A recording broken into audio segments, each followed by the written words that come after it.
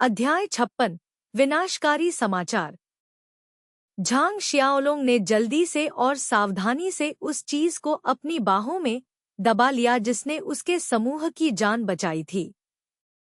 इससे पहले कि झांग शियाओलोंग बोल पाता, लू यूमिंग ने आदेश दिया, तुम चार अपने मूल घोड़ों की सवारी करो और जल्दी से चले जाओ। इन चोरों के सामान को मत छुओ। लाशों और घोड़ों को वहीं छोड़ दो जहां वे हैं। मैंने सुना है कि जिकुई पर्वत पर 3 नेता थे, लेकिन ऐसा लगता है कि मैंने उन सभी को मार डाला है। मुझे लगता है कि गिरने पर एक्साइसियुआई पर्वत बिखर जाएगा, इसलिए आपको उनके बदला लेने के बारे में चिंता करने की आवश्यकता नहीं है।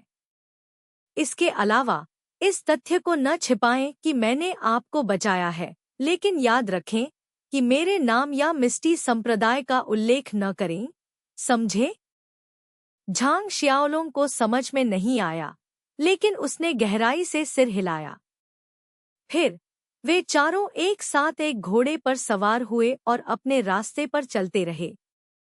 लू यूमिंग भी अपने घोड़े पर कूद गया, जाने के लिए तैयार था, लेकिन सड़क के किनारे गंदगी देखकर उसने भौहें सिकोड़ ली और एक पल के लिए सोचा।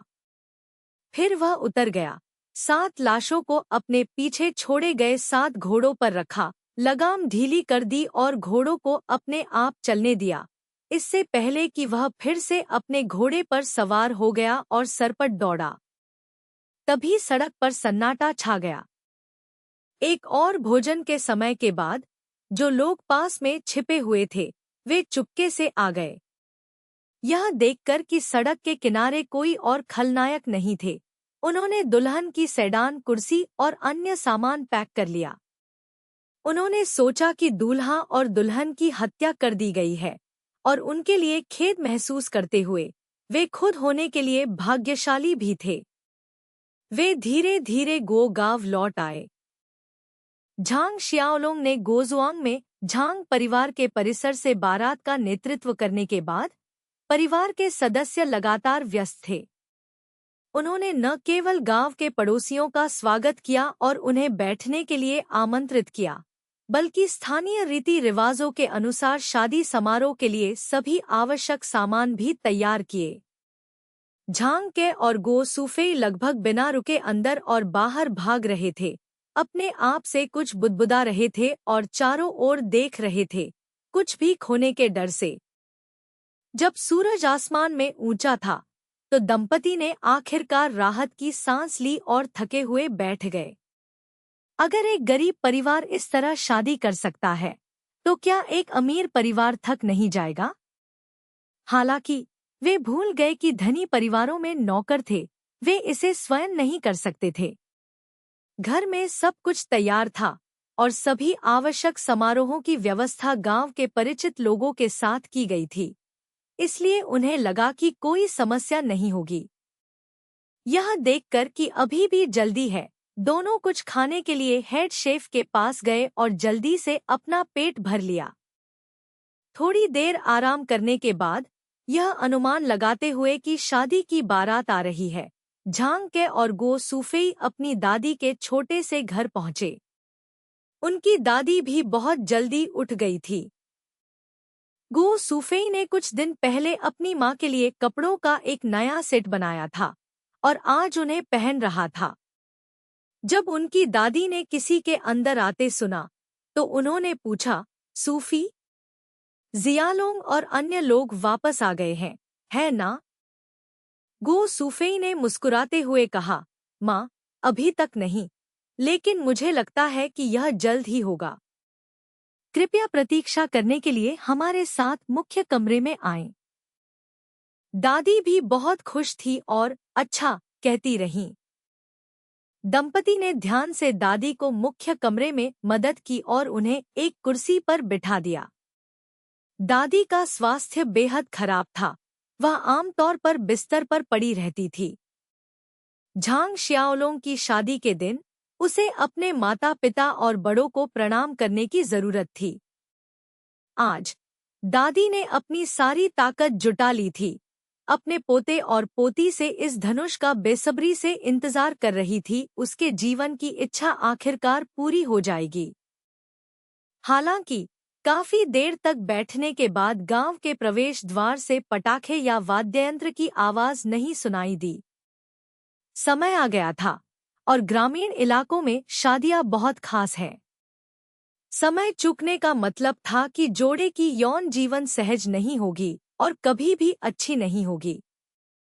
झांग के और गो सूफेई मदद नहीं कर सके लेकिन चिंतित महसूस कर रहे थे और यहाँ तक कि दादी भी अब और रुकने में असमर्थ लग रही थी।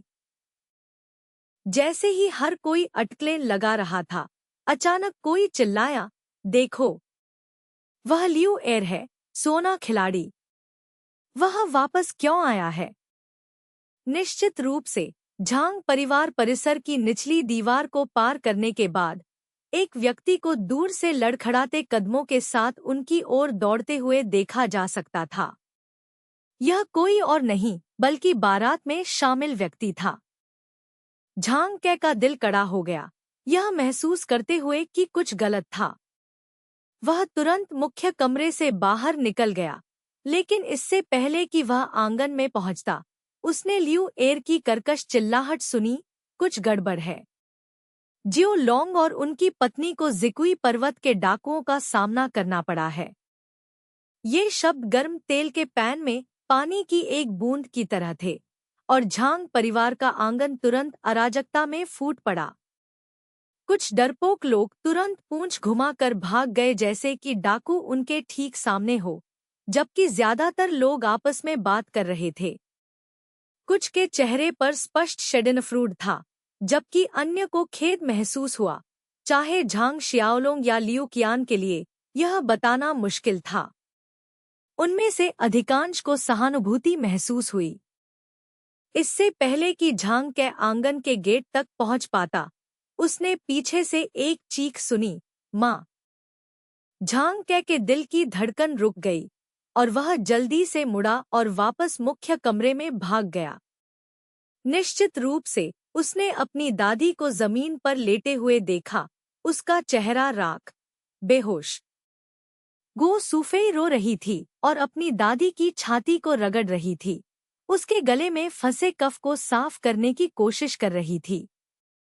झांग के दौड़कर आया और बार बार अपनी दादी की पीठ थपथपाई। सौभाग्य से थोड़ी देर बाद उसकी दादी का गला हिल गया और उसने अपना मुंह खोला और कफ का एक कौर थूक दिया। उसके बाद एक कौर खून आया।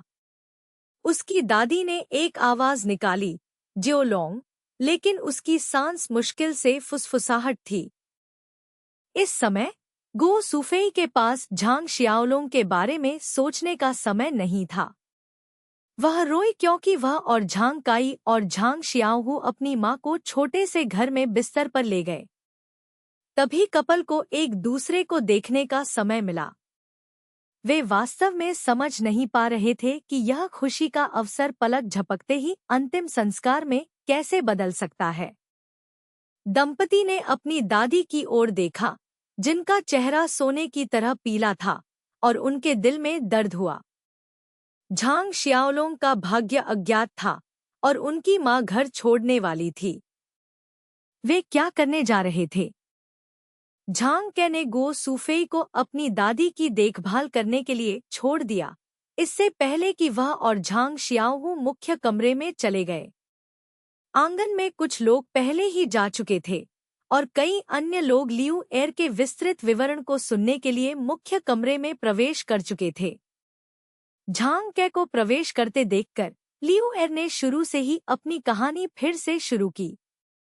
लियू एर अविश्वसनीय रूप से तेज तर्रार थे, जो तीरंदाजी से कठिन समस्याओं को हल करने तक झांग शियाओलोंग और झांग शियाओहुआ की यात्रा को स्पष्ट रूप से याद करते थे। यहाँ तक कि उन्हें झांग शियाओलोंग की कविता भी पूरी तरह से याद थी। भीड़ ने झांग के की प्रशंसा करते हुए दो अच्छे युवकों की प्रशंसा करते हुए एक साथ गहरा खेद व्यक्त किया, क्योंकि इन दो अच्छे बच्चों को गंभीर खतरे में होने की संभावना थी। झांग के को और भी अधिक दिल टूट गया। वह डाकुओं के साथ उनकी मुठभेड़ का विवरण जानने के लिए उत्सुक था, लेकिन लियू एयर का विवरण इतना विस्तृत था कि वह चाहता था कि वह अपना मुंह फाड़ सके और अंतिम शब्द निकाल सके। जब लियू एयर ने कहा, हथियारों के साथ 4 भयंकर दिखने वाले डाकुओं ने हमारा पीछा किया, तो उन्होंने बात करना बंद कर दिया। हर कोई दंग रह गया और पूछा, और फिर? लियू एयर ने मासूमियत से जवाब दिया, नहीं, वे गायब हो गए हैं। मुझे नहीं पता कि वे कहाँ गए, लेकिन मैं भाई झांग के बारे में चिंतित था, इसलिए मैं संदेश देने आया था। झांग काई, जैसे कि एक तिनके को पकड़ते हुए, पूछा, तो आपने नहीं देखा कि डाकुओं ने जियोलोंग और अन्य लोगों के साथ कैसे व्यवहार किया? लियू एर ने कहा, नहीं, डाकुओं ने हमारा पीछा किया, लेकिन जियोलोंग, जियोहुआ और सेडान कुर्सी पर बैठी 2 लड़कियां पीछे रह गईं। झांग के ने आशा की एक किरण के साथ कहा, जियोलोंग और अन्य अभी तक मरे नहीं होंगे। सभी ने सहमति में सिर हिलाया, लेकिन उन सभी ने झांग के जैसा ही सोचा। डाकुओं ने उन्हें पीछे छोड़ दिया था और उनके बचने की संभावना कम थी। यहाँ तक कि अगर वे बच गए तो नाजुक दुल्हन और दुल्हन की सहेलियों को भेड़ियों द्वारा निगल लिया जाएगा। किसी भी मामले में झांग परिवार की शादी में से बाहर थी। काश, अच्छे कर्म हमेशा सौभाग्य नहीं लाते। झांग परिवार ने पिछले कुछ वर्षों में अच्छे कर्म जमा किए थे, लेकिन अंत में उन्हें कोई इनाम नहीं मिला। यह वास्तव में भाग्य का एक क्रूर मोड़ है। यह सुनकर झांग शियाओहू अब और शांत नहीं बैठ सका। उन्होंने कहा, पिताजी, मैं यह देखने जा रहा हूँ कि मेरा सबसे बड़ा भाई और तीसरा भाई कैसा कर रहे हैं। वह जाने के लिए मुड़ा, लेकिन इससे पहले कि झांग के बोल पाता, दूसरों ने तुरंत उसे वापस खींच लिया, यह कहते हुए, दूसरा भाई, आप इस समय परिवार में एकमात्र पुरुष हैं। हम किसी भी दुर्घटना को बर्दाश्त नहीं कर सकते। आप बिल्कुल भी अपने दम पर नहीं जा सकते। थोड़ी देर रुको और हम गांव में सक्षम लोगों को इकट्ठा करेंगे, अपने हथियार प्राप्त करेंगे और फिर हम जा सकते हैं। इसलिए आंगन में सभी लोग जल्दी से बाहर गए और गो गांव के युवा मजदूरों को जुटाया, जिन्होंने कुदाल और अन्य उपकरण लिए और उस स्थान पर जाने के लिए तैयार हुए जहां दुर्घटना हुई थी कि क्या हो रहा था। जैसे ही शिथिल रूप से संगठित लोगों का समूह गोजुआंग गांव के प्रवेश द्वार से बाहर निकला, उन्होंने देखा कि एक घोड़ा दूर से 4 लोगों को ले जा रहा है। एक तेज आंखों वाले व्यक्ति ने तुरंत उन्हें पहचान लिया और चिल्लाया, यह झांग शियाओलोंग और झांग जियाओहुआ है। आह, वे वापस आ गए हैं। वे जीवित हैं। जैसे ही वे आगे बढ़े, सभी ने खुशी मनाई और चिल्लाया, झांग शियाओहू ने नेतृत्व किया। जब सभी लोग अंततः झांग शियाओलोंग और उनके साथी से मिले, तो उन्होंने भाइयों के फटे कपड़े और खून के धब्बे देखे। कई लोगों ने ध्यान से झांग शियाओलोंग को घोड़े से उठा लिया, जबकि झांग शियाओहू ने भी झांग शियाओहुआ को अपने घोड़े से नीचे उतारने में मदद की। चाबुक से उसके कंधे पर निशान को दिल के दर्द से देख रहे थे। लियू कियान और लियू युएयू उतरे नहीं। वे अभी भी हिल रहे थे और उनके पैर अभी भी कमजोर थे, चलने में असमर्थ थे। कुछ लोग अपने घोड़ों को धीरे धीरे आगे बढ़ाए, जबकि अन्य तेज पैरों के साथ झांग परिवार को सूचित करने के लिए पहले ही वापस भाग चुके थे। इससे पहले कि भीड़ गांव के केंद्र तक पहुंचती, झांग के और गो सूफेई खबर पाकर दौड़ पड़े। अपने बेटों और बहू को जीवित और अच्छी तरह से देखकर उनके चेहरे से आंसू बह निकले। उन्होंने धीरे से अपने बेटों के घावों को सहलाते हुए बार बार कहा, अच्छा, अच्छा। जब तक वे झांग परिवार के आंगन के प्रवेश द्वार पर नहीं पहुंचे, तब तक गो सूफेई अचंभे से बाहर निकलते हुए प्रतीत हुए और कहा, जियालोंग, कियान कियान, जल्दी से यहाँ आओ और अपनी दादी को मिलो। इस समय उसे परवाह नहीं थी कि लियू कियान चल सकता है या नहीं। वह घोड़े से नीचे उतरने में उसकी मदद करने के लिए आगे बढ़ा और उसकी दादी की झोपड़ी में उसकी मदद की। उसकी दादी पहले से ही कुछ हद तक बेहोश थी, लेकिन जब उसने अचानक सुना कि उसका पोता जीवित लौट आया है, तो वह अचानक उत्साहित हो गई। उसका चेहरा लाल हो गया और उसकी मंद आंखें उसके प्यारे पोते और पोती को देख रही थी। वह बुदबुदाया, शादी समारोह, शादी समारोह। अपनी माँ की बातें सुनकर गो सूफेई को एहसास हुआ कि ग्रामीण इलाकों में रिवाज यह था कि अगर यह किसी बुजुर्ग के अंतिम संस्कार के साथ मेल खाता है तो एक खुशी के अवसर को स्थगित करना पड़ता है। उसकी दादी उसके जाने के कारण झांग शियाओलोंग की शादी में देरी नहीं करना चाहती थी। इसलिए गो सूफेई ने अपने दांत पीस लिए और जल्दी से झांग कै को शादी समारोह की तैयारी करने के लिए कहा। इस समय दादी भी जाग गई और नई बहू और पोते की घुटने टेककर पूजा करने के लिए मुख्य कमरे में जाने पर जोर दिया। गो सूफेई और झांग कै के पास मुख्य कमरे में अपनी मां की मदद करने के अलावा कोई विकल्प नहीं था। अध्याय 57 खुशी शोक। झांग शियाओलोंग और लियू कियान की शादी का समारोह झांग परिवार के आंगन के मुख्य कमरे में जल्दबाजी में आयोजित किया गया था। मुख्य कमरे के केंद्र में दादी एक कुर्सी के खिलाफ झुक गईं। उनका चेहरा लाल हो गया। झांग के और गो सूफेई ने दोनों तरफ उसकी बाहों का समर्थन किया। जब झांग शियाओलोंग और लियू कियान ने उसे प्रणाम किया तो दादी उज्ज्वल रूप से मुस्कुराई, हालांकि उसके चेहरे पर लाली स्पष्ट रूप से फीकी पड़ रही थी। केवल जब समारोह के प्रभारी ग्रामीण ने घोषणा की, समारोह पूरा हो गया है, दूल्हा और दुल्हन दुल्हन के कक्ष में प्रवेश करेंगे, क्या ब्लश गायब हो गया और दादी ने शांति से अपनी आंखें बंद कर ली। उसके चेहरे पर अभी भी मुस्कान थी। गो सूफेई और झांग कै ने अपने हाथों में एक वजन महसूस किया और गो सूफेई तुरंत उदास होकर चिल्लाया, माँ। यह दूसरी बार था जब उस दिन मुख्य कमरे में माँ शब्द बोला गया था, और आखिरी भी। इस बिंदु पर लियू कियान ने नियमों की अवहेलना की और खुद लाल घूंघट को फाड़ दिया। फिर वह अपनी दादी के शव को गो सूफेई और झांग कै के साथ छोटे से घर में वापस ले गई। आंगन में मुख्य कमरे में सभी लोग एक दूसरे की ओर देख रहे थे, सोच रहे थे कि क्या झांग परिवार को आज शादी या अंतिम संस्कार का जश्न मनाना चाहिए। केवल जो लोग स्थिति जानते थे उन्होंने गुप्त रूप से अपने आंसू पोंछे। झांग जियाओहू और झांग जियाओहुआ द्वारा समर्थित झांग शियाओलोंग ने छोटे से घर में प्रवेश किया। बिस्तर पर उसकी दादी शांति से लेटी थी, बीमारी से परेशान नहीं हुई, अब अपने पोते की नींद में खलल डालने से बचने के लिए अपनी खांसी को दबा नहीं रही थी। वह गहरी नींद सोती थी, उसके चेहरे पर मुस्कान थी। झांग शियाओहुआ ने अपनी दादी के चेहरे को देखा, उसके दिल में अंकित हो गया और ऐसा लग रहा था कि उसे कोई उदासी महसूस नहीं हुई, केवल उसके भीतर एक खालीपन महसूस हुआ। उसकी माँ की करुण चीखें उसके कानों तक पहुंची।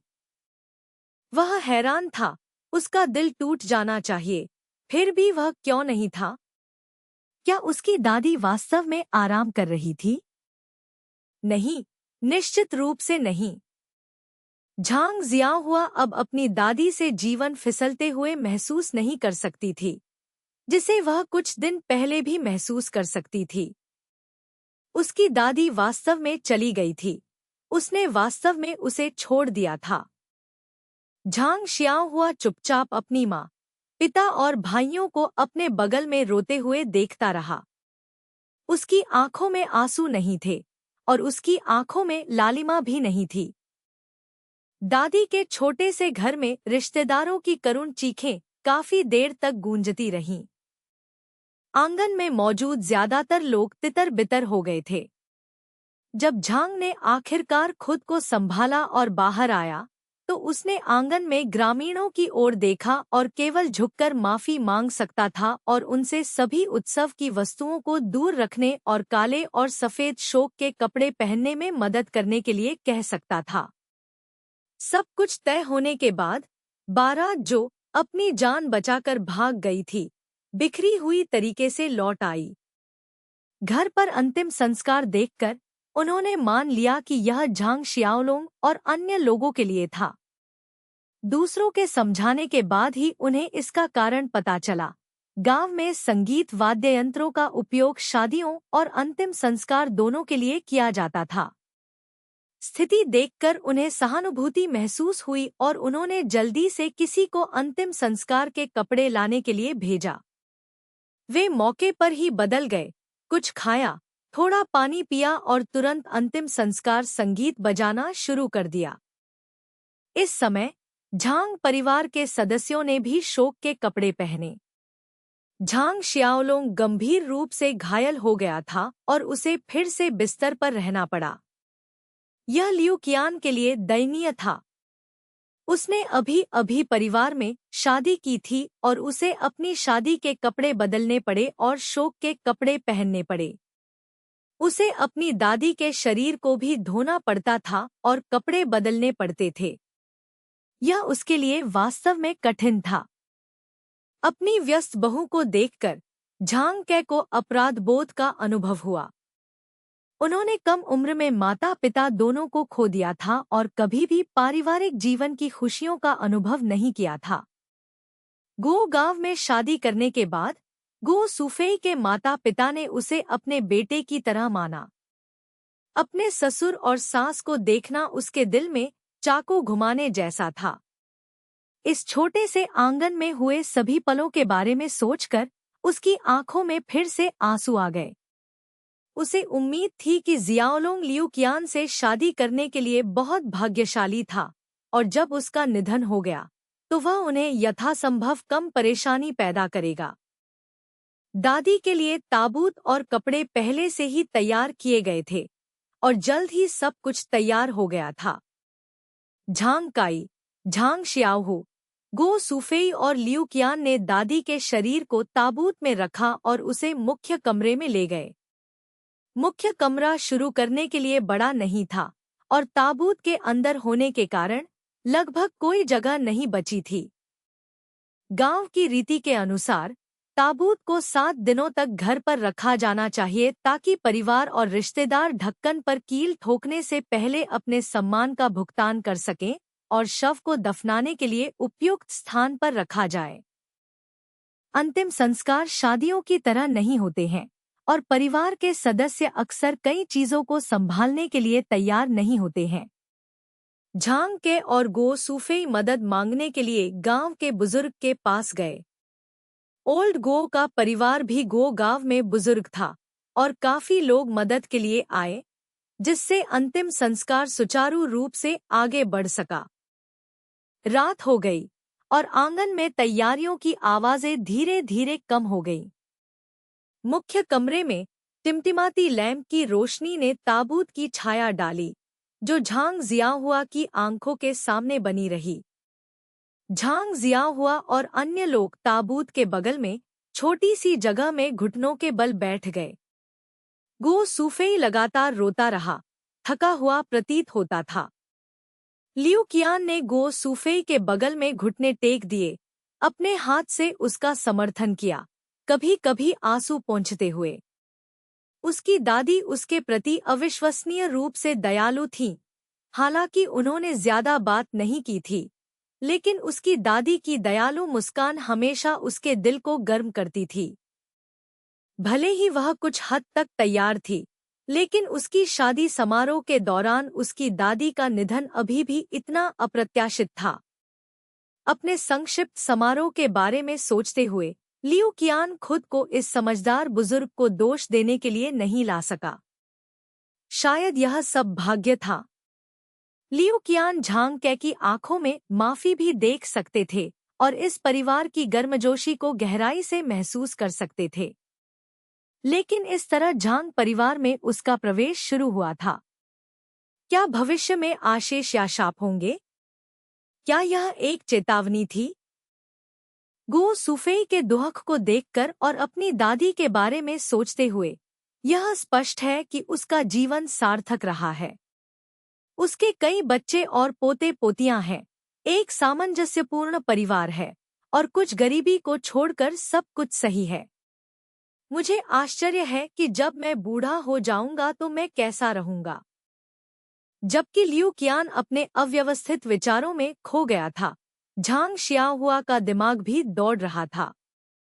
कोने की छाया में घुटने टेककर झांग शियाओहुआ ने अपने सामने विशाल ताबूत को देखा, सोच रहा था, क्या यह दादी का अंतिम विश्राम स्थल है? जब से सभी ने उन्हें उस शाम परिवार की स्थिति के बारे में बताया था, झांग शियाओहुआ सोच रहा था, अगर मुझे मार्शल आर्ट पता होता और जब डाकुओं ने हमला किया तो मैं उन्हें भगा सकता था और मैं और मेरा भाई सुरक्षित रूप से अपनी भाभी से शादी कर सकते थे। शायद दादी इतनी जल्दी नहीं गई होंगी। वह खुशी से मेरे भाई और भाभी की शादी को देख सकती थी और शायद अपने बच्चे को भी अपनी बाहों में पकड़ सकती थी। झांग शियाओहुआ के विचार उथल-पुथल में थे। शायद उसने कई चीजों और कई धारणाओं के बारे में सोचा था, लेकिन केवल एक ही आधार था, उसे मार्शल आर्ट जानना चाहिए और ज्वार को मोड़ने की क्षमता होनी चाहिए। लेकिन क्या उसके पास वह था? इसलिए झांग जियाओहुआ ने आखिरकार अपने जीवन का पहला निर्णय लिया। वह मार्शल आर्ट सीखना चाहता था। लेकिन आप मार्शल आर्ट कैसे सीखते हैं? वह अभी भी पूरी तरह से भ्रमित था, लेकिन अब जब उसके पास एक लक्ष्य था, तो सब कुछ बहुत आसान हो जाएगा। मार्शल आर्ट के बारे में सोचते हुए झांग शियाओहुआ ने अचानक पियाओ मियाओ संप्रदाय के बारे में सोचा। वेन वेनहाई और जू किंग से लेकर लू यूमिंग तक, उनमें से प्रत्येक ने उन पर गहरी छाप छोड़ी थी। उनकी कमांडिंग उपस्थिति और बुराई को दंडित करने की उत्साहजनक भावना ने झांग जियाओहुआ की आंखों को चमक दिया। पियाओमियाओ संप्रदाय की शक्ति एक ही संकेत लोगों को कार्रवाई करने से रोकने के लिए पर्याप्त था, जिससे उन्हें बिना कोई आवाज निकाले चांदी के सैकड़ों टेल्स सौंपने के लिए मजबूर होना पड़ा। झांग जियाओहुआ जैसे बच्चे के लिए, जो एक पहाड़ी गांव में पले बढ़े, यह एक अकल्पनीय प्रलोभन था। शायद एक सच्चे व्यक्ति को इसी तरह जीना चाहिए, बजाय इसके कि किसी और के पंखों के नीचे शरण ली जाए और जब भी आपदा आती है तो एक संकेत पर भरोसा किया जाए। इसके अलावा, भले ही दस्यु नेता को हटा दिया गया हो, अगर डाकू दस्तक दे दे तो क्या होगा? क्या एक भी संकेत वास्तव में लोगों को पीछे हटा सकता है? यह सोचकर कि उनके परिवार का जीवन एक ही संकेत पर निर्भर है, झांग जियाओहुआ अंतहीन जियंग के आए गहरी भावना प्रतिबिंब से भर गया था। जैसे ही उसने सोचा, उसकी आंखें धीरे धीरे बंद हो गईं, लहराती छाया का अनुसरण करते हुए, और वह सो गया। टिमटिमाती रोशनी एक सांस की तरह वादे के अनुसार उसके सपने में प्रवेश कर गई। आधी रात हो चुकी थी। बाहर अपने काम खत्म करने और मदद करने वाले सभी लोगों को देखने के बाद झांग के ने अपने थके हुए शरीर को वापस मुख्य कमरे में खींच लिया। उसकी पत्नी की सिसकियां अभी भी सुनाई दे रही थी। उसकी आवाज कर्कश थी। वह उसे सांत्वना देने गया था। बूढ़ा आदमी चला गया था, लेकिन जीवन को आगे बढ़ना था। जैसे ही उसने प्रवेश किया, उसने देखा कि झांग शियाओहुआ कोने में सो रहा है। उसे उदासी का एक तड़प पड़ा। कितना अच्छा बच्चा है। वह बूढ़े आदमी के मामलों में इतना व्यस्त था कि वह उसके बारे में भूल गया था। झांग शियाओलोंग घायल हो गया था और पहले से ही कांग एक गर्म ईंट बिस्तर पर सो गया था। उसका सबसे छोटा बेटा भी घायल हो गया था। उसके कंधे पर चाबुक के निशान देखकर दिल दहला देने वाले थे। उसकी उम्र के किसी व्यक्ति के लिए इतनी गंभीर चोटें लगना लगभग उतना ही बुरा था जितना कि जियालोंग का। वह बस उसके बारे में भूल गया था क्योंकि उसने अलग तरह के कपड़े पहने थे और उन्हें देख नहीं सकता था। क्या यह उसकी लापरवाही थी या दिन की व्यस्तता? झांग कै को गुप्त रूप से इसका पछतावा हुआ। उसने ध्यान से झांग शियाओहुआ को उठाया, उसे कांग में वापस ले जाने का इरादा किया, लेकिन वह उसे उठा नहीं सका। वह मदद नहीं कर सका लेकिन फूट फूट कर मुस्कुराया। बच्चा बड़ा हो गया था और वह बूढ़ा हो गया था। वह उसे उतनी आसानी से नहीं उठा सकता था जितनी आसानी से वह छोटा था। उसने झांग शियाओहू को बुलाया, जो छाया में घुटने टेक रहा था। फिर उन दोनों ने झांग शियाओहुआ को उठा लिया। जैसे ही वे कमरे से बाहर निकलने वाले थे, गो सूफेई बोल पड़ी। उसने अपने आंसू पोंछे और कहा, चलो आज रात जियाओहुआ को जियाओलोंग के कमरे में रखते हैं। अगर बच्चा रात में उठता है और अपनी दादी के बारे में सोचता है, तो वह डर सकता है। एक माँ का प्यार बहुत विचारशील होता है। हालांकि गो सूफेई अपनी माँ के खोने का शोक मना रही थी, फिर भी वह अपने बेटे के बारे में जल्दी से सोचने में सक्षम थी। झांग जियाओहू ने हस्तक्षेप किया, माँ, जियाओहुआ सो रही है।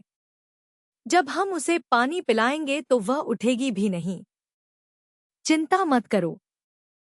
गो सूफेई ने कहा, यह भी काम नहीं करेगा। वह अभी भी जवान है।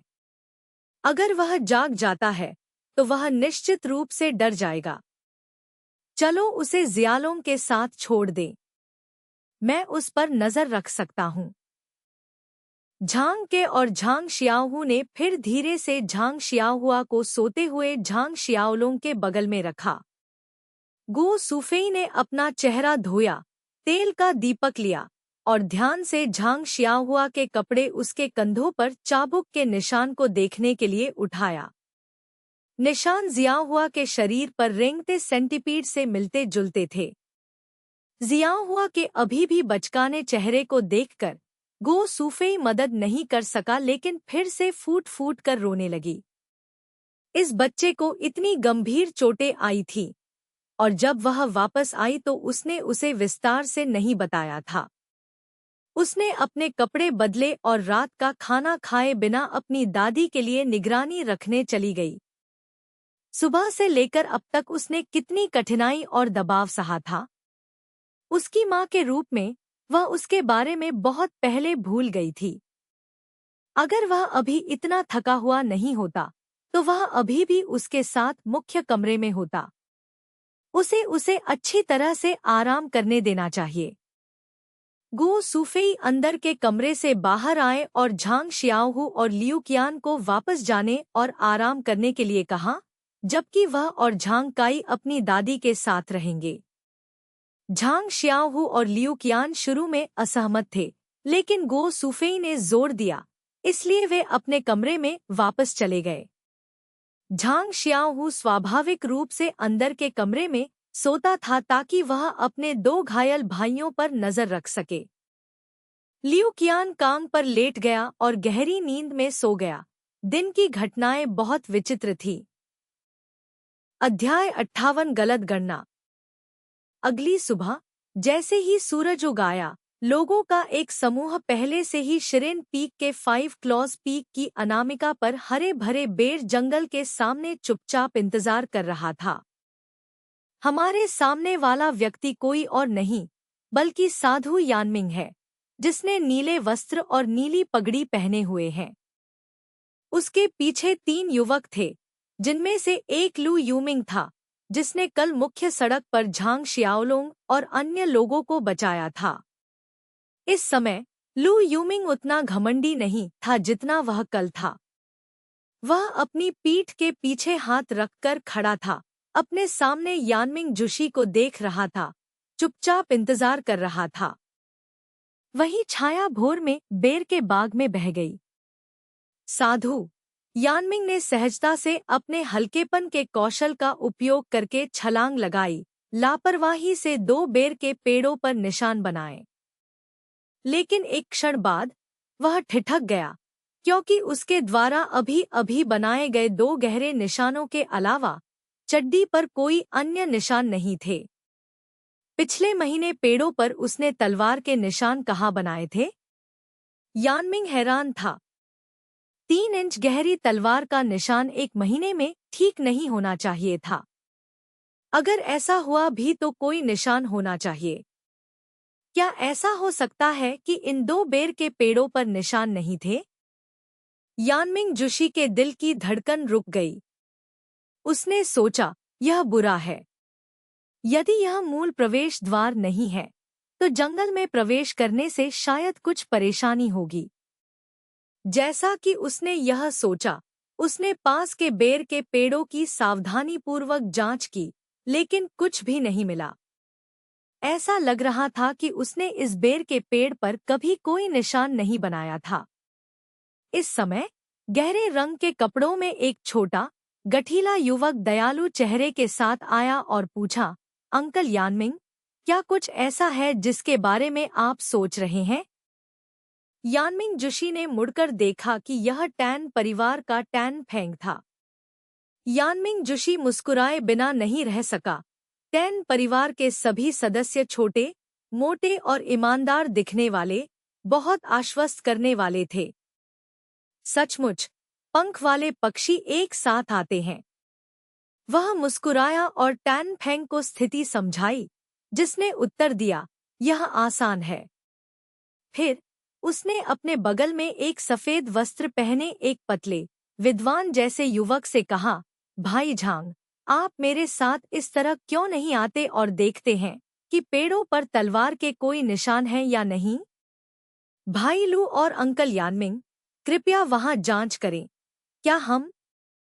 विद्वान वानजियान पीक के झांग झाओयांग थे। उसका चेहरा पतला और तेज आंखें थीं। उसने ज्यादा कुछ नहीं कहा, केवल ठीक है मुड़ने और चले जाने से पहले। टैन फेंग उसके पीछे चला गया, बाहरी परिधि पर बेर के पेड़ों की सावधानीपूर्वक जांच कर रहा था। दूसरी ओर लू यूमिंग यानमिंग जुशी को देखकर मुस्कुराया, उसके निर्देशों की प्रतीक्षा कर रहा था। यानमिंग जुशी ने भी ज्यादा कुछ नहीं कहा, बस उसे सिर हिलाया और चले जाने के लिए मुड़ गया। लू यूमिंग तेजी से उसके पीछे चला गया। कुछ कदम उठाने के बाद यानमिंग जुशी धीमा हो गया, कुछ हैरान था। उसे एहसास हुआ कि पिछली बार उसने जो तलवार का निशान बनाया था वह पास में था। ऐसा कोई रास्ता नहीं था जिससे वह इसे और आगे ढूंढ सके। क्या वास्तव में इस बेर ग्रोव की पूरी परिधि की खोज करना आवश्यक था? लू यूमिंग ने अपने विचारों को समझते हुए पीछे से कहा, अंकल यानमिंग, क्या वह निशान नहीं है जो आपने पिछली बार यहीं बनाया था? यानमिंग जुशी रुक गया और पीछे मुड़कर कहा, हाँ, मुझे लगता है कि आगे और कुछ नहीं होना चाहिए। लू यूमिंग ने हस्तक्षेप किया, तो फिर मैं कैसे जाऊं और करीब से देखूं जबकि मेरे वरिष्ठ चाचा उस जगह की अच्छी तरह से जांच करेंगे? यानमिंग जुशी ने मुस्कुराते हुए कहा, मिस्टी संप्रदाय वास्तव में प्रत्येक पीढ़ी के साथ मजबूत होता जा रहा है। यह प्रमुख बहुत भाग्यशाली है कि उसने इतने सारे उत्कृष्ट शिष्यों को लिया। ठीक है, जाओ और देखो। ध्यान से। मैं यहीं रहूंगा। लू यूमिंग ने मुस्कुराते हुए सिर हिलाया और यानमिंग जुशी को पीछे छोड़ते हुए आगे देखना जारी रखा।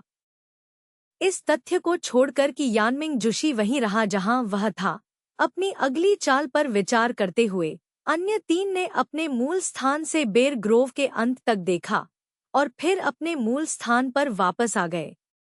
जैसा कि यानमिंग जुशी ने उम्मीद की थी, उन्हें कुछ भी नहीं मिला। सब चुप हो गए।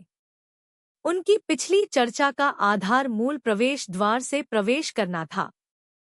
चूंकि प्रवेश द्वार पहले से अलग था, इसलिए उन्होंने जिन चरणों पर चर्चा की थी, वे स्पष्ट रूप से अमान्य थे। उन्हें क्या करना चाहिए?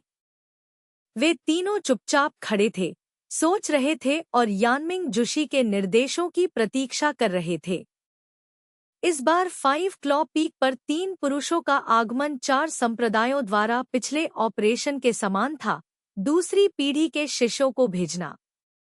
हालांकि इस बार ऑपरेशन अधिक गुप्त था। जब से 4 संप्रदायों के नेता वुतोंग पर्वत से लौटे हैं, तब से वे अक्सर अलग अलग शिष्यों को अलग अलग स्थानों पर भेज रहे थे, ताकि अन्य संप्रदायों के जासूसों को उनके रहस्यों को उजागर करने से रोका जा सके। ये तीनों ऑपरेशन में से सिर्फ एक थे। उनके जाने से ठीक पहले ही संप्रदाय के नेताओं ने उन्हें ऑपरेशन का उद्देश्य बताया और गुप्त रूप से उन्हें सभी मामलों के बारे में जागरूक रहने का निर्देश दिया। इसके बाद कई और शिष्यों को लगातार भेजा गया। यहाँ तक कि संप्रदायों के कई मुख्य सदस्य भी इस बारे में स्पष्ट नहीं थे कि कौन कौन सा मिशन चला रहा था। इसलिए ये तीनों अन्य संप्रदायों को धोखा देने और आसानी से यहाँ पहुँचने में सक्षम थे। इस मामले में भाग लेने के लिए भेजे गए शिष्य स्वाभाविक रूप से सभी शिष्यों में सर्वश्रेष्ठ थे। गुप्त स्थान का मूल्य जानने के बाद चारों संप्रदाय इसे फिर से हल्के में नहीं लेंगे। इसके अलावा इन तीनों ने संप्रदाय की गुप्त दवा की गोलियां ली थी और मार्शल आर्ट की दुनिया में उनके कौशल काफी दुर्जे थे। अन्यथा लू यूमिंग अकेले कल जिकुई पर्वत के 7 लोगों से आसानी से निपट सकता था। अगर यह 1 महीने पहले वेन वेनहाई और जू किंग होते तो शायद यह इतना आसान नहीं होता। हालांकि ऑपरेशन गलत हो गया था, लेकिन तीनों शांत और एकत्रित थे। यहाँ तक कि टैन फेंग, जो कुछ हद तक खुरदरे लग रहे थे, चुप रहे और यानमिंग जुशी के निर्देशों का इंतजार करने लगे। लंबे समय तक विचार करने के बाद यानमिंग जुशी ने कहा, चूंकि प्रवेश द्वार अब पहले जैसा नहीं है, इसलिए यह जरूरी नहीं कि असुरक्षित हो। हालांकि हम पिछली बार इस्तेमाल किए गए मंत्र के अनुसार प्रवेश नहीं कर सकते। शायद इस बार कोई नया मंत्र होगा। आप सभी के पास अपने चमड़े के बैग हैं। मुझे लगता है कि आपके शिक्षकों ने आपको पहले ही बता दिया है कि उनका उपयोग कैसे करना है। अब देखते हैं कि मंत्र सुसंगत है या नहीं। यह सुनकर सभी ने अपनी जेब से अपना अपना चमड़ा निकाला, चाकुओं से अपनी उंगलियां काट ली और उन पर खून लगा दिया। हालांकि इस बार साधु यानमिंग सहित हर कोई और भी गूंगा था। जिस स्थान पर मंत्र प्रदर्शित किया जाता था वह अब पूरी तरह से खाली है। दूसरों को कुछ भी ध्यान नहीं गया, लेकिन यानमिंग जुशी तुरंत ठंडे पसीने में फूट पड़ा। यहाँ तक कि अपने मार्शल आर्ट कौशल में काफी सुधार के साथ वह मदद नहीं कर सकता था, लेकिन हाई अलर्ट पर था, अपने सिर को सावधानी से चारों ओर देखने के लिए घुमा रहा था। यह बहुत विचित्र था। मूल रूप से महत्वाकांक्षा से भरा और अधिक हासिल करने के लिए उत्सुक यानमिंग जुशी ने अब अंदर जाने से इनकार कर दिया, चाहे कुछ भी हो। मार्शल की दुनिया में घूमने के अपने सभी वर्षों में उन्होंने कभी भी चमड़े पर लिखे शब्दों के गायब होने के बारे में नहीं सुना था। यह यानमिंग जुशी की समझ से परे था। डरपोक और सतर्क होने के नाते उन्होंने तुरंत मार्शल दुनिया के एक अनुभवी के रूप में न्याय किया कि यह एक खतरनाक जगह थी और उन्हें सीमा पार नहीं करनी चाहिए। सबसे अच्छा तरीका यह था कि अगले साल लालटेन महोत्सव तक आज्ञाकारी रूप से प्रतीक्षा करें और फिर से अपनी किस्मत आजमाएं। हालांकि मास्टर यानमिंग ने अपना डर प्रकट नहीं किया। उन्होंने सहज भाव से कहा, चूंकि मंत्र यहाँ नहीं है, इसलिए 2 कारण होने चाहिए। एक यह है कि यह पिछली बार जैसा ही है, और दूसरा यह है कि समय अभी तक नहीं आया है और मंत्र प्रकट नहीं हुआ है। इस बिंदु पर वह खुद अपने स्वयं के 2 स्पष्टीकरणों पर विश्वास नहीं करता था। यदि यह पिछली बार की तरह ही होता, तो मंत्र पिछली बार की तरह ही प्रकट होना चाहिए था। लेकिन अगर समय अभी नहीं आया होता, क्या वास्तव में इस दुनिया में कोई ऐसा लेखन है जो दिन के समय से संबंधित है और केवल समय आने पर ही प्रकट होता है? यह बहुत अकल्पनीय है। संक्षेप में, कारण जो भी हो, आम आदमी यानमिंग ने कहा, अब हमारे पास मंत्र नहीं है और हम गारंटी नहीं दे सकते कि जंगल में प्रवेश करने के लिए हमने पिछली बार जिन मंत्रों का इस्तेमाल किया था वे अभी भी उपयोगी होंगे। इस स्थिति को देखते हुए मैं अनुशंसा नहीं करता कि हर कोई जंगल में प्रवेश करे। आपकी क्या राय है? हालांकि यानमिंग जुशी के सामने 3 लोग मार्शल आर्ट में उतने कुशल नहीं थे जितने वह थे, नहीं वे समान वरिष्ठता के थे, वे अपने अपने संप्रदायों का प्रतिनिधित्व करते थे। यानमिंग जुशी ने धैर्यपूर्वक उन्हें देखा और उनके उत्तरों की प्रतीक्षा की। लू यूमिंग की आंखें इधर-उधर घूम गईं, लेकिन वह कुछ नहीं बोला। वास्तव में ओ पेंग ने उसके आने से पहले ही उसे कुछ निर्देश दे दिए थे।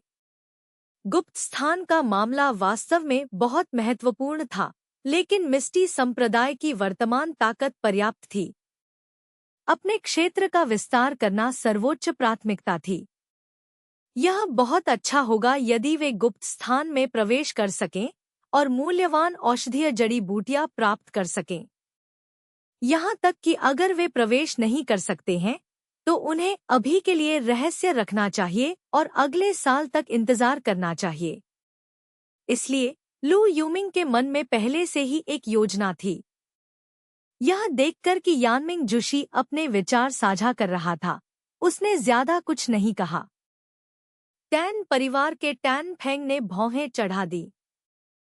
परिवार के मुखिया ने पहले निर्देश दिया था कि सुरक्षा और गोपनीयता सर्वोपरि है और गुप्त क्षेत्र में प्रवेश नहीं करना ठीक है। हालांकि वह बहुत उत्सुक था और वास्तव में यह देखना चाहता था कि एक ऐसी जगह कैसी दिखती है जहां सदियों पुरानी औषधीय जड़ी बूटियां उग सकती हैं। लंबे समय तक अपने विकल्पों पर विचार करने के बाद उन्होंने ऊपर देखा और कहा, परिवार के मुखिया ने पहले ही समझाया था कि जब वह आया था तो यहाँ सब कुछ अंकल यानमिंग पर निर्भर है और मुझे कोई आपत्ति नहीं है। यानमिंग जुशी ने सिर हिलाया, फिर लू यूमिंग की ओर देखा, जो स्वाभाविक रूप से सहमत हो गया। अंत में उसने वानजियान पीक के झांग झाओयांग को देखा। टैन फेंग के विपरीत, झांग झाओयांग ने गहरी सोच में अपनी भौहें नहीं सिकोड़ी। जब वह बेर के बाग को देख रहा था तो उसका चेहरा शांत रहा, जो वही उपवन लग रहा था जहां वह एक बच्चे के रूप में खेलता था। ऐसा प्रतीत होता है कि उसने पहले ही अपना निर्णय ले लिया है, बस दूसरों की पसंद को देखते हुए। यानमिंग जुशी को अपनी राय सुनते हुए देखकर वह मंद मंद मुस्कुराया और कहा, अंकल यानमिंग, मेरे तलवार मास्टर ने पहले ही निर्देश दे दिया है कि इस जंगल के भीतर चाहे जो भी खतरे हों, औषधीय जड़ी बूटियों को वापस लाया जाना चाहिए। मुझे लगता है कि मुझे इस बेर के बाग का पता लगाना चाहिए। झांग झाओयांग के शब्द काफी अप्रत्याशित थे। उसने सोचा था कि झांग झाओयांग भी यानमिंग जुशी की व्यवस्था का पालन करेगा।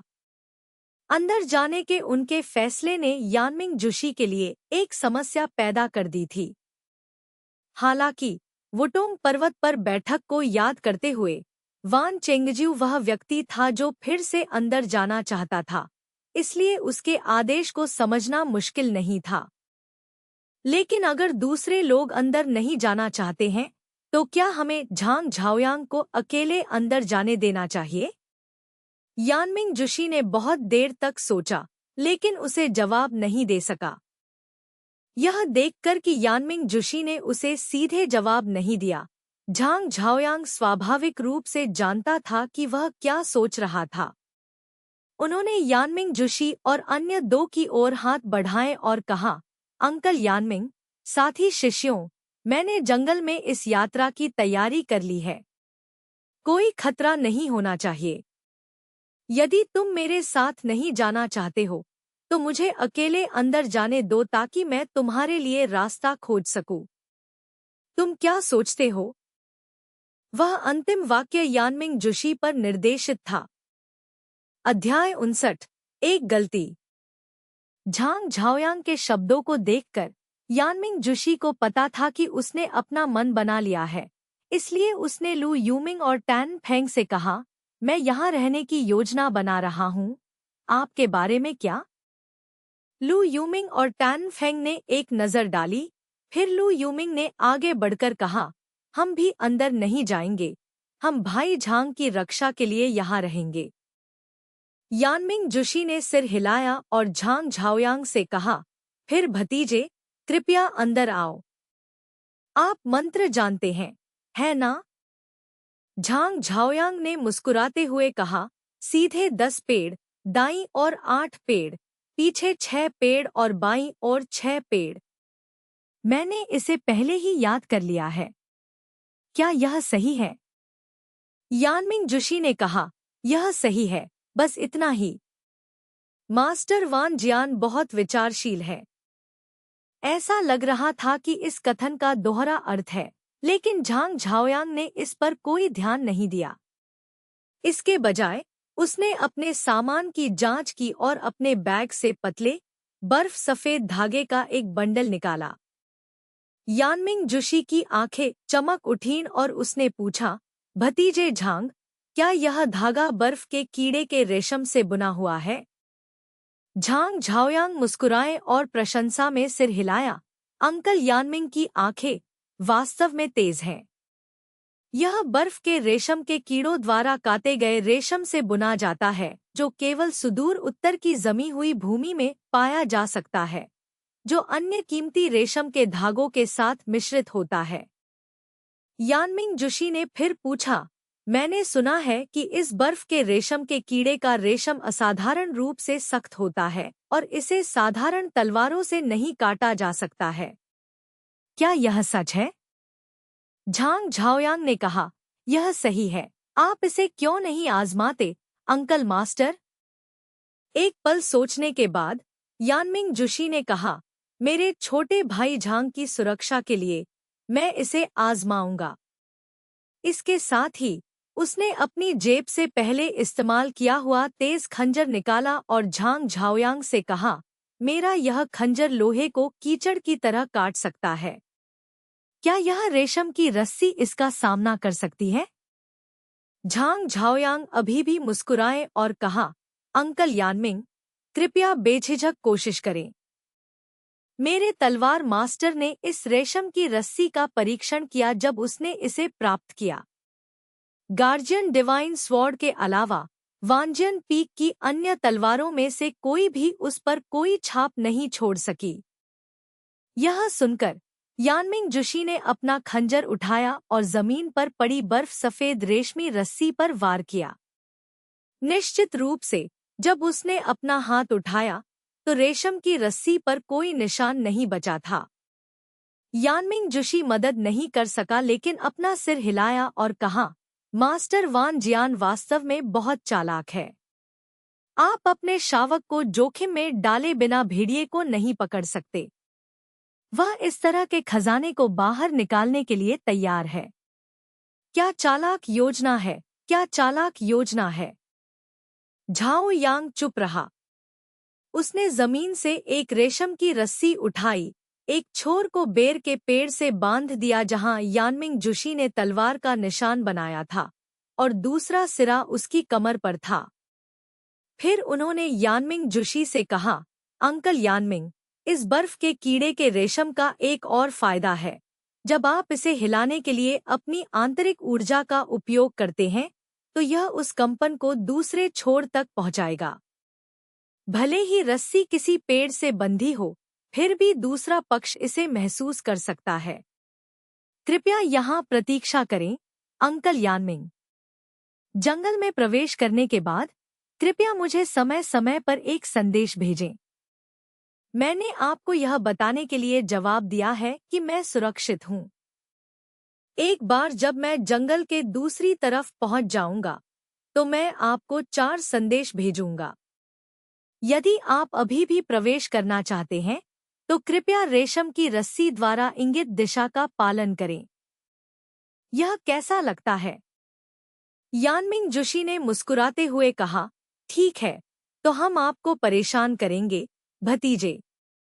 हम बस तैयार एक का इंतजार करेंगे।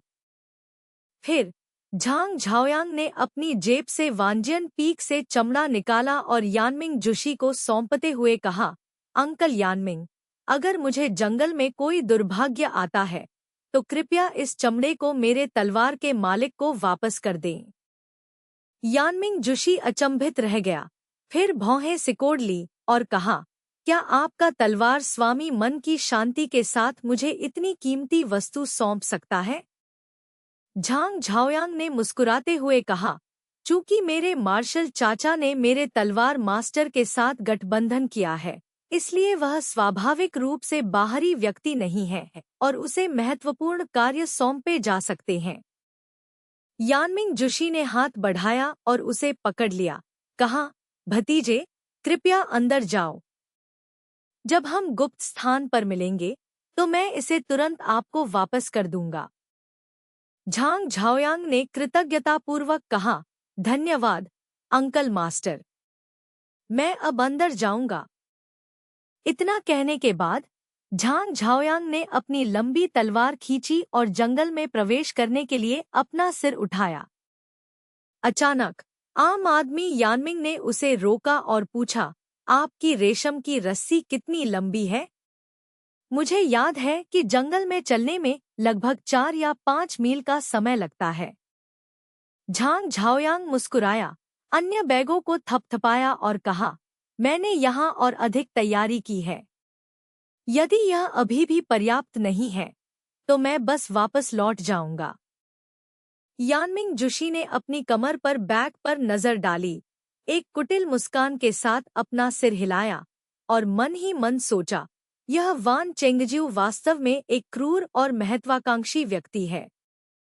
झांग झाओयांग ने अपनी तलवार उठाने और सावधानी से धूप से डूबे बेर के ग्रोव में कदम रखने से पहले फिर से सभी को प्रणाम किया। सबसे पहले यानमिंग जुशी और अन्य लोग अभी भी झांग झाओयांग की पीठ को बाहर से देख सकते थे, लेकिन जैसे जैसे वह गहराई में गया, वह दृष्टि से ओझल हो गया, जिससे केवल बर्फ सफेद पतली रेशम की रस्सी ही बेर के पेड़ों के बीच गतिहीन लटकी हुई रह गई। एक कप चाय पीने में लगने वाले समय की प्रतीक्षा करने के बाद बेर के बाग में अभी भी कोई हलचल नहीं हुई, यहाँ तक कि पक्षियों के चहचहाने की आवाज भी नहीं आई। यानमिंग जुशी ने आगे कदम बढ़ाया और अपने हाथ से रेशम की रस्सी खींच ली। यह अभी भी तना हुआ था। उसने इसे बाहर भेजने के लिए अपनी आंतरिक शक्ति का उपयोग किया। थोड़ी देर बाद उसने महसूस किया कि यह उसके हाथ में वापस कांप रहा है। ऐसा लग रहा था कि झांग झाओयांग अभी भी सुरक्षित रूप से आगे बढ़ रहा था। यानमिंग जुशी को थोड़ा और सहज महसूस हुआ। यानमिंग जुशी फिर से पीछे हट गया और लू यूमिंग और टैन फेंग ने झांग झाओयांग की खबर का इंतजार करते हुए उत्सुकता से उसकी ओर देखा। यानमिंग जुशी मुस्कुराया और बिना कुछ कहे सिर हिलाया। इस अजीब जगह में यानमिंग जुशी को एक दबाव महसूस हुआ और इसका विरोध करने के लिए उसे अपनी ऊर्जा खर्च करनी पड़ी। इसलिए वह, जो शुरू में बहुत बातूनी नहीं था और कुछ भी कहने के लिए बहुत आलसी था, एक कप चाय पीने में लगने वाले समय की प्रतीक्षा करने के बाद यानमिंग जुशी को अचानक अपने दिल में अचानक झटका महसूस हुआ। ऐसा लग रहा था कि उसने जंगल से चीखें सुनी हैं, लेकिन उसके कानों ने स्पष्ट रूप से कुछ भी नहीं सुना। जंगल मौत की तरह खामोश रहा। उसने आश्चर्य से अपने बगल में 2 लोगों की ओर देखा और पाया कि लू यूमिंग और टैन फेंग भी आश्चर्यचकित लग रहे थे। उनकी आंखें इधर-उधर घूम रही थी। उसने मन ही मन सोचा, यह बुरा है। वह तुरंत आगे बढ़ा, पेड़ से बंधी रेशम की रस्सी पर अपना हाथ रखा और पहले की तरह अपनी ताकत लगाई। काफी देर बाद कोई जवाब नहीं आया। यानमिंग जुशी तेजी से चिंतित हो गया और उसने फिर से एक संदेश भेजने की कोशिश की, लेकिन फिर भी कोई प्रतिक्रिया नहीं हुई। एक पल के लिए सोचने के बाद यानमिंग जुशी ने रेशम की रस्सी को अपने हाथ से वापस खींचना शुरू कर दिया ताकि यह देखा जा सके कि क्या वह इसे बाहर निकाल सकता है। निश्चित रूप से इसे खींचा जा सकता है और यह स्पर्श करने के लिए बहुत हल्का था। एक उदास अभिव्यक्ति के साथ यानमिंग जुशी ने रेशम की रस्सी को जंगल से बाहर खींच लिया। टैन फेंग ने पहले से खींची गई रस्सी को साफ करने में मदद करने के लिए तेजी से आगे कदम बढ़ाया, जबकि लू यूमिंग ने अपनी लंबी तलवार खींची और यानमिंग जुशी के पास खड़े हो गए। उसकी नज़र बेर जंगल के साधारण प्रवेश द्वार पर टिकी हुई थी।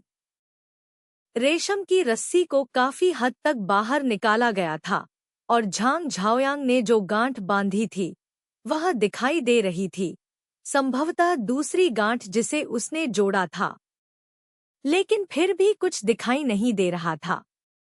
यानमिंग जुशी ने अपनी गति तेज कर दी और जल्द ही टैन फेंग ने अपने हाथों में रेशम की रस्सी का एक बड़ा बंडल लपेट लिया। यानमिंग जुशी ने भी जुजुब ग्रोव से सरसराहट की आवाजें सुनी, जो उसके हाथ की गति बदलने पर आवाजें निकालती रहीं। यह रेशम की रस्सी के दूसरे छोर से जुड़ा कुछ होना चाहिए। इस बिंदु पर यानमिंग जुशी और भी अधिक सावधान हो गया, धीमा हो गया और इसे धीरे धीरे बाहर निकालने लगा। जैसे जैसे वे करीब आते गए, सभी पूरी तरह से सतर्क हो गए। हालांकि रेशम की रस्सी के अंत में कोई राक्षस नहीं था और रस्सी पर ही कुछ भी नहीं था, केवल एक ढीला धागा था। यानमिंग जुशी ने भौहें चढ़ा दी, धागा उठाया और ध्यान से उसकी जांच की। गंजा धागा अनियमित था, जैसे कि इसे एक तेज तलवार से बड़े करीने से काटे जाने के बजाय अलग कर दिया गया हो। यानमिंग जुशी ने फिर धागे को अपनी नाक के पास लाया और उसे ध्यान से सूंघा। अभी भी खून की हल्की गंध थी। करीब से निरीक्षण करने पर रेशम की रस्सी पर अभी भी कुछ खून के धब्बे थे। ऐसा लग रहा था कि झांग झाओयांग शायद मर चुका था और उसने कोई सामान भी नहीं छोड़ा था। यानमिंग जुशी ने आह भरी। वहां टैन फेंग ने पेड़ से बंधी रेशम की रस्सी को नीचे ले लिया और कीमती बर्फ के कीड़े के रेशम से बनी पूरी रस्सी यानमिंग जुशी को सौंप दी। इस समय लू यूमिंग, जो तलवार पकड़े हुए था, ने बात की और यानमिंग जुशी से पूछा, अंकल यानमिंग, आप यहाँ 2 बार आ चुके हैं। क्या आपने अन्य जगहों से कुछ अलग देखा है? यानमिंग जुशी ने एक पल के लिए सोचा, फिर हैरान नजर से कहा, मैंने कुछ भी अलग नहीं देखा है। भतीजे, क्या तुमने कुछ खोजा है? लू यूमिंग ने गहरे बेर के जंगल को देखा और सोच समझकर कहा, अंकल यानमिंग, मैं पहाड़ों में पला बढ़ा हूँ। हालांकि मैंने पहले कभी इतना बड़ा बेर जंगल नहीं देखा है, लेकिन मैं अक्सर इस आकार के अन्य जंगलों में जाता हूँ। इतने लंबे समय तक यहाँ रहने के बाद मैंने हमेशा महसूस किया है कि यह बेर जंगल अन्य जंगलों से अलग है। लंबे समय तक इसके बारे में सोचने के बाद मुझे एहसास हुआ कि यह बेर का जंगल बहुत अजीब है। ऐसा लगता है कि अंदर कोहरा है और सूरज की रोशनी इसमें प्रवेश नहीं कर सकती। यानमिंग जुशी ने हंसते हुए कहा, हाँ, मेरा प्रिय भतीजा बहुत चौकस है। जब हम पिछली बार गए थे तो यह धुंध से भरा हुआ था और आप बहुत दूर तक नहीं देख सकते थे। ज्यादा धूप नहीं थी और अंदर कई जानवर और इंसान की हड्डियां थीं। लू यूमिंग ने सिर हिलाया और कहा, किसी भी खतरनाक जगह में लोग हमेशा उत्सुक रहेंगे और उद्यम करेंगे, और जानवर भी लापरवाही से अंदर जाएंगे। कंकालों को पीछे छोड़ना असामान्य नहीं है। हालांकि इस जगह के बारे में कुछ खास है जो कहीं और नहीं मिलता है। यानमिंग जुशी और टैन फेंग ने उत्सुकता से पूछा, क्या इसमें कुछ खास है? लू यूमिंग ने कहा, सुनो, क्या इस बेर के बाग में कोई पक्षी चहक रहा है? यानमिंग जुशी और टैन फेंग ने ध्यान से सुना और निश्चित रूप से रहस्यमय जंगल में कोई पक्षी चहचहाते नहीं थे। यानमिंग जुशी ने कुछ देर सोचा और कहा, भतीजा सही कह रहा है। पिछली बार जब मैंने जंगल में प्रवेश किया था तो यह भी पूरी तरह से शांत था, बिना किसी पक्षियों के चहचहाए। लू यूमिंग ने गंभीरता से कहा, यही मुझे अजीब लगता है। पक्षी जानवरों की तरह नहीं हैं। उनके पास पंख हैं और वे दुनिया में कहीं भी जा सकते हैं। इसके अलावा जंगल पक्षियों के घर हैं। इस विशाल बेर के जंगल में कोई पक्षी कैसे नहीं गा रहा है? क्या अंकल यानमिंग को यह अजीब नहीं लगता? लू यूमिंग की बातें सुनने के बाद यानमिंग जुशी का दिल अचानक डूब गया और उसके शरीर के बाल खत्म हो गए। उसकी पीठ पर ठंडा पसीना आ गया। खून के निशान से सना हुआ अपने हाथ में रेशम की रस्सी को देखकर उसे अचानक घबराहट महसूस हुई। बेर के बाघ को देखकर, जो सोते हुए राक्षस की तरह बेजान था, वह एक पल भी और नहीं रुकना चाहता था। उसने अपना हाथ लहराया और कहा, भतीजे, यह बात करने की जगह नहीं है। आइए पहले निकलें और इस पर आगे चर्चा करने के लिए एक सुरक्षित जगह खोजें। लू यूमिंग और टैन फेंग ने तुरंत उत्तर दिया, हम आपके निर्देशों का पालन करेंगे, अंकल यानमिंग। ज्यादा कुछ कहे बिना यानमिंग जुशी ने बर्फ के रेशम से बुनी हुई रेशम की रस्सी को अपने बैग में रख लिया और लू यूमिंग और टैन फेंग के साथ उसने पीछे मुड़कर देखे बिना जल्दी से छोड़ने के लिए अपने हल्केपन के कौशल का इस्तेमाल किया। शांत बेर के जंगल में घना कोहरा बह रहा था, जैसे कि कुछ हुआ ही न हो। अध्याय 60 ताबूत करना। जब उन तीनों ने थंब पीक के सामने लौटने के लिए अपने हल्केपन के कौशल का उपयोग किया तो उन्होंने आखिरकार राहत की सांस ली। यानमिंग जुशी लापरवाही से झुकी हुई बैल की चट्टान पर बैठ गए और पूछा, भतीजे, आपने अभी तक बोलना समाप्त नहीं किया है ना? अब हमें बताओ कि तुम क्या कह रहे थे। लू यूमिंग ने कहा, इस जंगल में कोई पक्षी नहीं है। मुझे लगता है कि इसके दो कारण हैं। सबसे पहले, जंगल में एक क्रूर जानवर हो सकता है जिससे पक्षी डरते हैं, जो उन्हें बसेरा करने से रोकता है। हालांकि मुझे नहीं पता कि यह किस तरह का जानवर है। मेरी याद में ऐसा कोई जानवर नहीं है जो पक्षियों को भगा सके। दूसरा, यह बेर वन एक प्रकार का गठन है। क्या ऐसा हो सकता है कि इस गठन का पक्षियों को अलग करने और उन्हें यहाँ घोंसला बनाने से रोकने का भी प्रभाव हो? यानमिंग जुशी ने एक पल के लिए सोचा और कहा, मेरे भतीजे ने जो कहा वह कुछ समझ में आता है। हालांकि यह गठन तकनीक लंबे समय से मार्शल की दुनिया में खो गई है और इसकी विशिष्ट शक्ति भविष्यवाणी करने की हमारी क्षमता से परे है। जहां तक जंगली जानवर सिद्धांत का सवाल है, यह बहुत दूर की कौड़ी है। संक्षेप में, इस बेर के जंगल में बहुत सारे रहस्य हैं जिन्हें हम जानने का अनुमान नहीं लगा सकते। आइए प्रवेश करने के लिए अगले साल के मुख्य दिन तक प्रतीक्षा करें। तथ्य यह है कि हम इस बार अपना जीवन रखने में सक्षम थे। यह हमारे लालच की कमी का परिणाम है। मनुष्य प्रस्ताव करता है, भगवान निपटाता है। जो आपका नहीं है उसे मजबूर न करें। पूर्वज सही थे। इस बिंदु पर यानमिंग जुशी का स्वर आश्चर्यजनक रूप से उदास हो गया, जो जीवंत वसंत ऋतु के माहौल से काफी अलग था। लू यूमिंग और टैन फेंग ने एक नजर डाली। उनकी आंखें घबराहट और राहत के मिश्रण से भर गईं।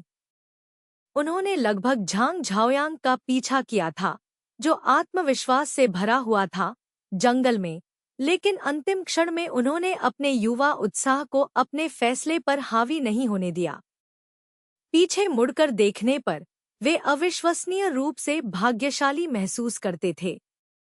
हालांकि उनके संप्रदाय का एक सख्त आदेश था, ये चार खाल बिल्कुल यानमिंग जुशी के हाथों में नहीं पड़ सकती थी। यही मुख्य कारण था कि उन दोनों ने प्रवेश करने का विकल्प नहीं चुना था। एक पल की चुप्पी के बाद यानमिंग जुशी ने कहा, यह मिशन खत्म हो गया है। हालांकि हम अंदर नहीं गए और वांजियन पीक के एक शिष्य को खो दिया, लेकिन उद्देश्य हासिल हो गया है। मेरे 2 भतीजे वापस जा सकते हैं और रिपोर्ट कर सकते हैं। मुझे अभी भी मास्टर वांजियन को स्पष्टीकरण देने के लिए वांजियन पीक जाने की जरूरत है। तुम दोनों पहले जाओ। यह सुनकर लू यूमिंग और टैन फेंग नहीं रुके। उन्होंने पहले यानमिंग जुशी को प्रणाम किया, फिर एक दूसरे को मुट्ठी में सलामी दी और भागने के लिए अलग अलग दिशाओं को चुना। जैसे ही 2 आकृतियां दूरी में पीछे हटती गईं, यानमिंग जुशी ने सोचा कि क्या वे सीधे गिरोह में वापस जा रहे हैं या कुछ और करने के लिए चक्कर लगा रहे हैं। उसे अब कोई परवाह नहीं थी। वह अपने वस्त्र में पहुंच गया, वांजियन पीक से चमड़े का टुकड़ा निकाला, उसे एक पल के लिए रगड़ा, फिर उसे वापस रख दिया, ध्यान से छिपाया। उसने थोड़ी देर के लिए चारों ओर देखा, थोड़ी देर ध्यान से सुना और फिर अपने हल्केपन के कौशल का उपयोग एक फ्लैश में गायब होने के लिए किया। लेटा हुआ बैल पत्थर शांत रहता है, अगले साल की हलचल का इंतजार कर रहा है। उस दिन आधी रात को वांजियान पीक पर स्वॉर्ड मास्टर वान चेंगजू को ईविल टाइगर गैंग के क्यू जियांगफेंग से एक संदेश मिला, वरिष्ठ भाई झांग झाओयांग लापता हो गए हैं। वान चेंगजू का चेहरा राख हो गया था, उसके हाथ मुट्ठियों में बंधे हुए थे, उसकी आंखें अफसोस से भर गई थी। चाहे वह अपने शिष्य के भाग्य के लिए पछतावा हो या गुप्त स्थान से औषधीय जड़ी बूटियां प्राप्त न कर रही हो। झांग परिवार का आंगन गंभीर बना रहा, लोगों के आते जाते सभी दुखी दिख रहे थे। झांग परिवार की गोजुआंग में अच्छी प्रतिष्ठा थी और दादी हमेशा एक दयालु और मददगार व्यक्ति थीं, इसलिए बहुत से लोग उनके सम्मान का भुगतान करने आए थे। झांग परिवार का मुख्य हॉल बड़ा नहीं था और झांग के और अन्य लोगों के घुटनों के बल बैठने के बाद ज्यादा जगह नहीं बची थी। ज्यादातर लोग बारी बारी से दादी को देखने के लिए जाते थे और फिर लंबे समय तक रुके बिना जल्दी में चले जाते थे। जिस दिन उसकी दादी का निधन हुआ, लियू युएयू को एक विश्वसनीय व्यक्ति द्वारा बालिगौ वापस भेज दिया गया था। श्री लियू को यह खबर मिली और वह न केवल अपनी विवाहित बेटी के बारे में चिंतित थे, बल्कि अपने ससुराल वालों के अंतिम संस्कार से भी दुखी थे। वह अगले दिन झांग परिवार के पास कसाई लियू के साथ आया। अपना सम्मान देने के बाद दोनों रुके और अस्थायी रूप से उस पुराने घर में रहे जहां उनकी दादी रहती थी, जिससे उनके लिए झांग परिवार की मदद करना भी सुविधाजनक हो गया। पिछले कुछ दिनों में झांग जियांगहुआ एक अचंभे में रहा है। पूरे दिन उस कोने में घुटने टेकता है, उसकी आंखें खाली हैं, ऐसा लगता है कि वह सोच में खोई हुई है।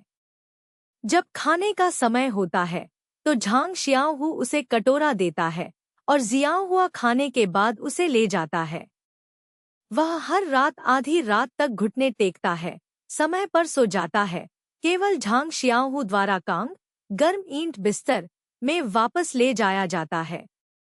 जैसे ही सुबह सूरज की रोशनी की पहली किरणें खिड़की से चमकती हैं, वह समय पर उठता है, अनजाने में एक गहरी सांस लेता है और फिर कोने में घुटने टेक देता है। वह वास्तव में एक चलती हुई लाश की तरह लगता है। श्री लियू पहले व्यक्ति थे जिन्होंने नोटिस किया कि वह अजीब व्यवहार कर रहे थे, लेकिन दिमाग वाले किसी भी व्यक्ति को पता चल जाएगा कि बच्चा अपनी दादी को याद करता है।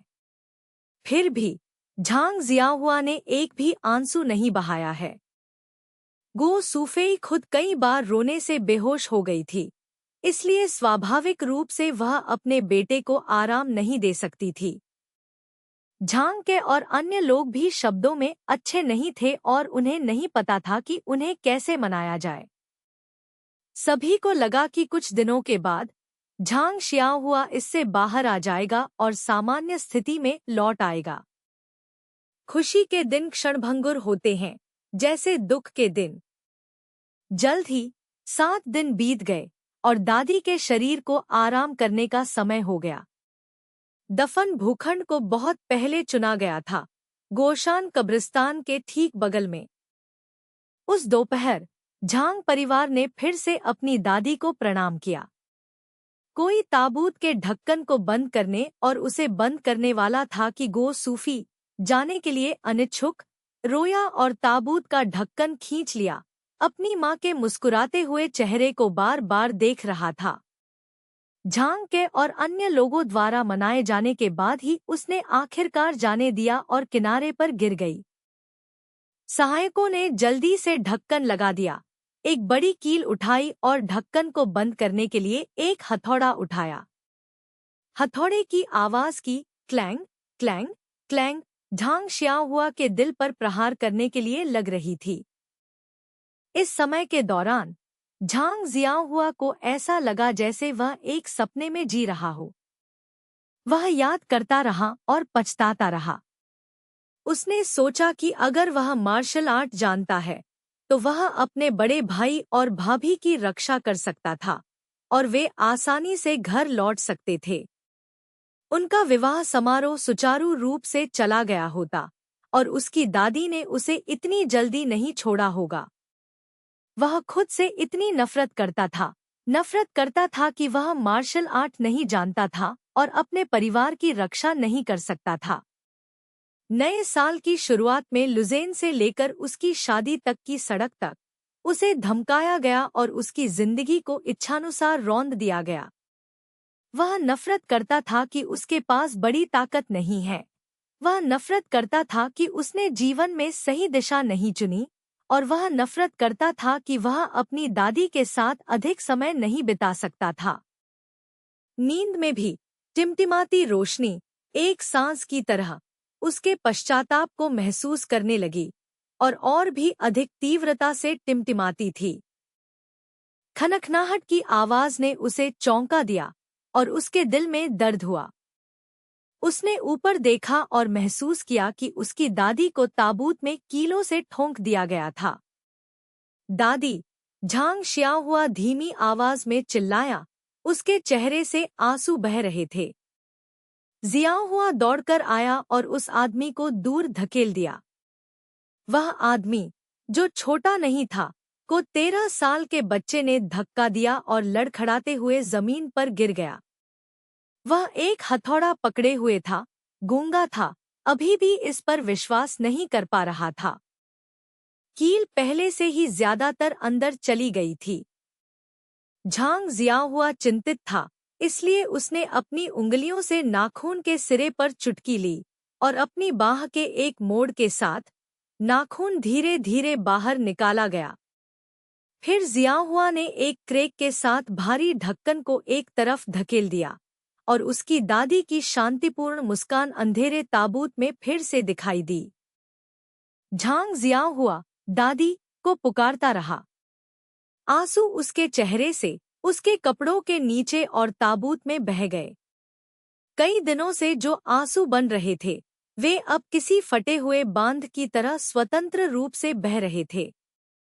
जो लोग झांग शियाओहुआ की ताकत से चकित थे, वे अब इस मानवीय त्रासदी को देखते हुए गुप्त रूप से आंसू बहा रहे थे। गांव के रिवाज के अनुसार ताबूत करने का एक विशिष्ट समय होता है। इसे याद करना अशुभ माना जाता है और मृतक के आराम में खलल डालेगा। इसलिए थोड़ी देर तक सभी के रोने के बाद वे रुक गए, समय की जांच कर रहे थे और केवल यही चाहते थे कि बूढ़ा व्यक्ति शांति से मर जाए। हालांकि झांग जियाओहुआ का दिल टूट गया था और कोई भी उसे सांत्वना नहीं दे सका। कुछ ग्रामीणों ने उसे जबरन खींचने की कोशिश की, लेकिन जियाओहुआ की ताकत आश्चर्यजनक रूप से बहुत बड़ी थी, यहाँ तक कि कई लोग भी उसे दूर नहीं खींच सके। हर कोई मदद के लिए केवल गो सूफेई की ओर देख सकता था, लेकिन हालांकि गो सूफेई इस समय उतनी दुखी नहीं थी, लेकिन वह अपने बेटे को मना नहीं सकी। बस जब हर कोई नुकसान में था, लियू qian आगे बढ़ा। वह झांग जियाओहुआ के पास गई और झांग जियाओहुआ के जवाब देने से पहले उसने धीरे से 4 या 5 बार जियाओ हुआ कहाँ और कहाँ, बहन कियान कियान, दादी वास्तव में चली गई है। लियू कियान ने झांग शियाओहुआ के सिर को गले लगाया और उसके बालों को सहलाते हुए कहा, जियाओहुआ, क्या आपको याद है कि आपने गांव के बाहर नदी के किनारे मुझसे क्या कहा था? झांग जियाओहुआ अभी भी रो रही थी जब उसने कहा, मुझे याद है, बहन, मुझे तब पता था कि दादी मुझे छोड़ने वाली थी। लियू कियान ने कहा, हाँ, जियाओहुआ, सभी अच्छी चीजों का अंत होना चाहिए। दादी अपना पूरा जीवन व्यस्त रही हैं और अब आखिरकार उनके पास आराम करने का समय है। दादी का चेहरा देखो, वह कितनी खुश है। वह बहुत खुशी से चली गई, इसलिए हमें भी उसे खुशी से विदा करना चाहिए। क्या आप दादी के आराम में खलल नहीं डाल रहे हैं और उन्हें नाराज नहीं कर रहे हैं? झांग जियाओहुआ ने कहा, बहन, मुझे यह पता है, लेकिन मैं अब दादी को नहीं देख पाऊंगा। अब मेरी दादी नहीं होगी। मैं नहीं चाहता कि वह मुझे छोड़ दे। लियू कियान ने जारी रखा, तो आप कब तक दादी के साथ रहने जा रहे हैं? आधा दिन, 1 दिन, 2 दिन या 10 दिन? दादी को अंततः एक ताबूत में डाल दिया जाएगा।